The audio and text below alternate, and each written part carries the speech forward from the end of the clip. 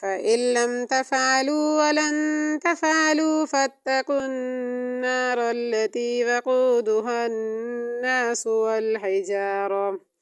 وقودها الناس والحجارة أعدت للكافرين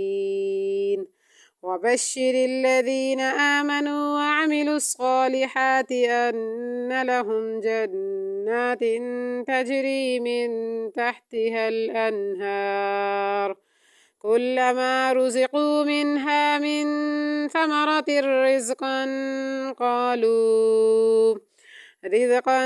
قالوا هذا الذي رزقنا من قبل وأتوا به متشابها ولهم فيها أزواج مطهرة وهم فيها خالدون.